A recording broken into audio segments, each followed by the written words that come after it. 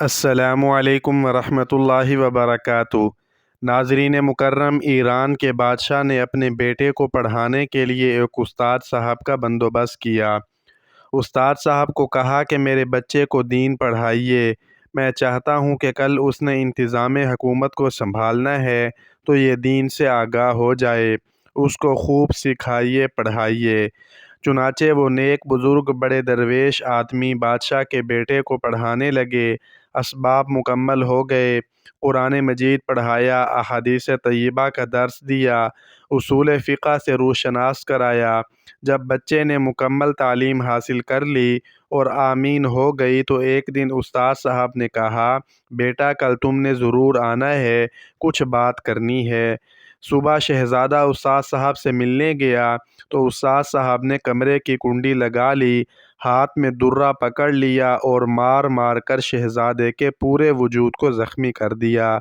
حالانکہ کوئی غلطی نہیں کی تھی، کوئی بات نہیں تھی، بلا وجہ بچے کو مارا۔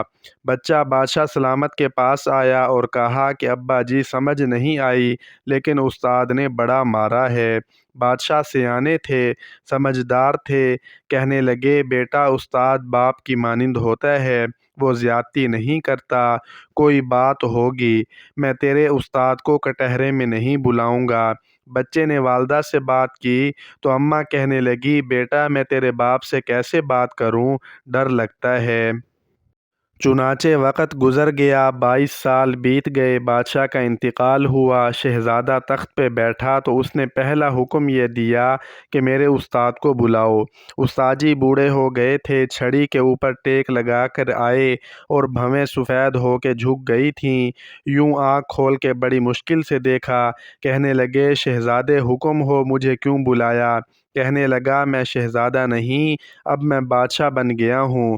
استاد جی 22 سال گزر گئے، آپ نے مجھے مارا تھا اور وہ آپ نے زیادتی کی تھی، میرا قصور کوئی نہیں تھا، تو نہ تو میری روح سے درد گیا ہے نہ میرے جسم سے گیا ہے، میں بے اختیار تھا، پوچھ نہیں سکتا تھا، لیکن آج با اختیار ہوا ہوں، سب سے پہلا حکم آپ کو دے کے بلایا ہے، بتائیے کیوں مارا تھا، میرا قصور بتائیں۔ تو بوڑھے استاد کی آنکھیں آنسوؤں سے بھر گئیں، کہنے لگے، بیٹا بس آج کے دن کے لیے مارا تھا، میں چاہتا تھا کہ میری زندگی میں یہ وقت آئے، آج میری مراد پوری ہو گئی۔ شہزادہ کہنے لگا، استاد صاحب کس لیے مارا تھا، مجھے بھی سمجھائیے۔ آپ فرمانے لگے، بیٹے کتنی دیر ہو گئی تجھے مار کھائے ہوئے؟ کہنے لگا، 22 سال۔ فرمایا، زخم بھولے تو نہیں، درد ختم تو نہیں ہوئی؟ کیا 1 منٹ کے لیے بھی تمہارے حافظے سے بات محو ہوئی؟ تو کہا، استاد جی روز رات کو یاد آتا تھا۔